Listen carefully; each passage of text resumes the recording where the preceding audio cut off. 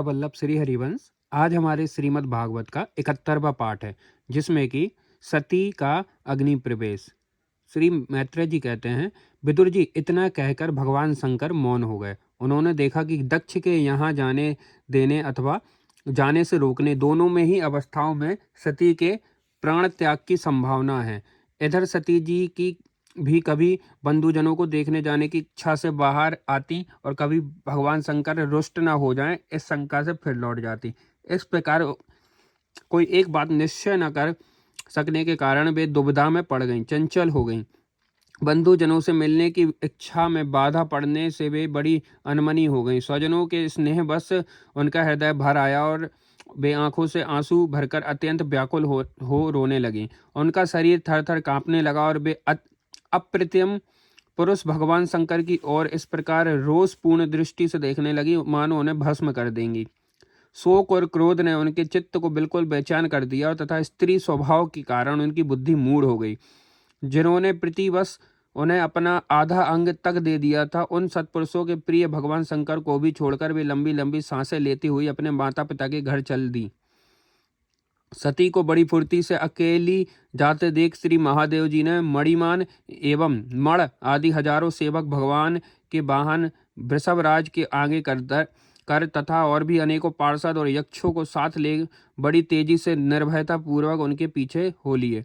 उन्होंने सती को बैल पर सवार करा दिया तथा मैना, पक्षी, गेंद, दर्पण और कमल आदि खेल की सामग्री, श्वेत छत्र, चुंवर और माला आदि राज चिन्ह तथा दुदुम्बियां, शंख और बांसुरी आदि गाने बजाने के सामानों से सुसज्जित हो वे उनके साथ चल दिए।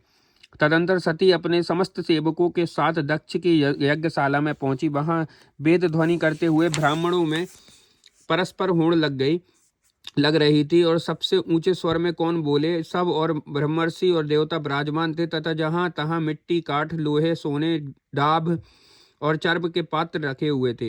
वहां पहुंचने पर पिता के द्वारा स्त्री की अवहेलना हुई यह देख यज्ञकर्ता दक्ष के भय से सती की माता और बहनों के सिवा किसी भी मनुष्य ने उनका कुछ भी आदर सत्कार नहीं किया।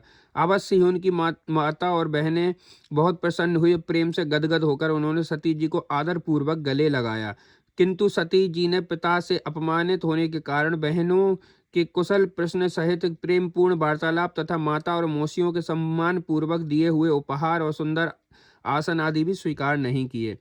सर्वलोकेश्वरी देवी सती का यज्ञ मंडप में तो अनादर हुआ ही था, उन्होंने यह भी देखा कि उस यज्ञ में भगवान शंकर के लिए कोई भाग नहीं दिया गया है और पिता दक्ष उनका बड़ा अपमान कर रहा है। इससे उन्हें बहुत क्रोध हुआ। ऐसा जान पड़ा था मानो वे अपने रोष से संपूर्ण लोगों को भस्म कर देंगी। दक्ष को कर्म मार्ग के अभ्यास से बहुत घमंड हो गया था। उसे शिव जी के द्वेष करते देख जब सती जी के साथ आए हुए भूत और उसे मारने को तैयार हुए तो देवी सती ने उन्हें अपने तेज से रोक दिया और सब लोगों को सुनाकर पिता की निंदा करते हुए क्रोध से लड़खड़ाती हुई वाणी में कहा। देवी सती ने कहा, पिताजी, भगवान शंकर से बड़ा तो संसार में कोई भी नहीं है। वे तो सभी देहधारियों के प्रिय आत्मा हैं। उनका ना कोई प्रिय है ना अप्रिय, एतव उनका किसी भी प्राणी से बैर नहीं है। वे तो सबके कारण एवं सर्वरूप हैं। आपके सिवा और ऐसा कौन है जो उनसे विरोध करेगा। द्विजवर, आप जैसे लोग दूसरों के गुणों में भी दोष ही देखते हैं, किंतु कोई साधु पुरुष ऐसा नहीं करते। जो लोग दोष देखने की बात तो अलग रही, दूसरों के थोड़े से गुण को भी बड़े रूप में देखना चाहते हैं, वे सबसे सर्वश्रेष्ठ हैं। खेद है कि आपने ऐसे महापुरुषों पर भी दोषारोपण ही किया।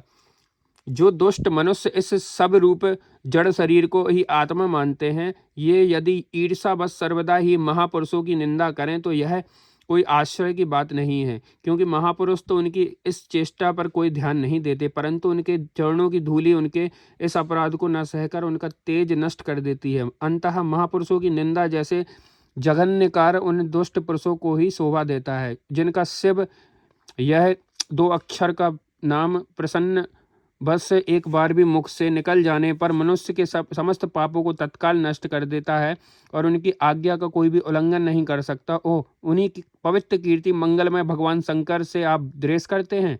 अवश्य ही आप अमंगल रूप हैं। अरे महापुरुषों के मन मधुकर ब्रह्म आनंदमय रस का पान करने की इच्छा से जिनके चरण कमलों का निरंतर सेवन किया करते हैं और जिनके चरणारविंद सकाम पुरुषों को भी उनके अभीष्ट भोग भी देते हैं, उन विश्व बंधु भगवान शिव से आप बैर करते हैं। भी केवल नाम मात्र के शिव हैं, उनका बेस अशिव रूप है, अमंगल रूप है।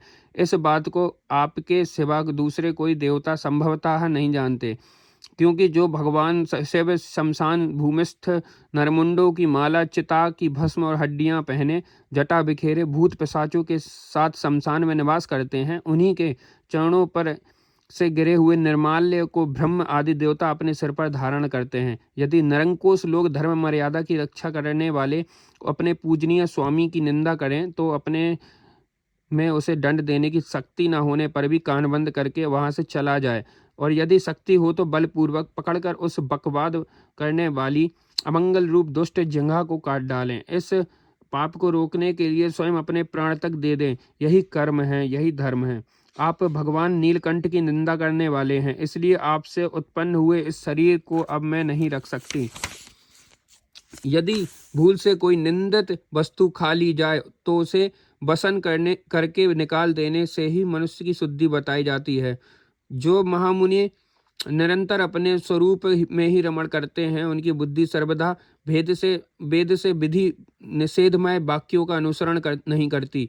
जिस प्रकार देवता और मनुष्यों की गति में भेद रहता है, उसी प्रकार ज्ञानी और अज्ञानी की स्थिति में भी एक सी नहीं होती। इसलिए मनुष्यों को चाहिए कि वह अपने ही धर्म मार्ग में स्थित रहते हुए दूसरों के मार्ग की निंदा ना करें। प्रवृत्ति यज्ञ यज्ञादि और निवृत्ति शमशान आदि रूप दोनों ही प्रकार के कर्म ठीक हैं। वेद में उनके अलग अलग रागी और बैरागी दो प्रकार के अधिकारी बताए गए हैं। परस्पर विरोधी होने के कारण उक्त दोनों प्रकार के कर्मों का एक साथ ही पुरुष के द्वारा आचरण नहीं किया जा सकता। भगवान शंकर तो परम ब्रह्म परमात्मा है, उन्हें इन दोनों में ही किसी भी प्रकार का कर्म करने की आवश्यकता नहीं है। पिताजी, हमारा ऐश्वर्य अव्यक्त है, आत्मज्ञानी महापुरुष ही उसका सेवन कर सकते हैं।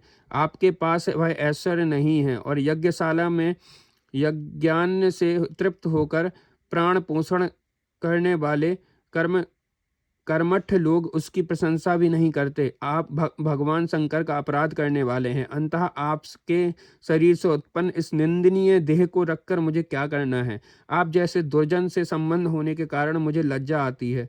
जो महापुरुषों का अपराध करता है उससे होने वाले जन्म को ही धिक्कार है। जिस समय भगवान शिव आपके साथ मेरा संबंध दिखलाते हुए मुझे हंसी में दक्षायणी दक्ष कुमारी के नाम से पुकारेंगे, उस समय हंसी को भूलकर मुझे बड़ी ही लज्जा और खेद होगा। इसलिए उससे पहले ही मैं आपके अंग से उत्पन्न इस सब तुल्य शरीर को त्याग दूंगी। श्री मैत्रेय जी कहते हैं, कामादि शत्रुओं को जीतने वाले विदुर जी, उस यज्ञ मंडप में दक्ष के इस प्रकार कह देवी सती मौन होकर उत्तर दिशा में भूमि पर बैठ गईं।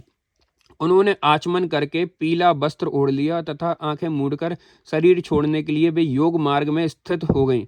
उन्होंने आसन को स्थिर कर प्राणायाम के द्वारा प्राण और अपान को एक रूप करके नाभि चक्र में स्थित किया। फिर उदान वायु को नाभि चक्र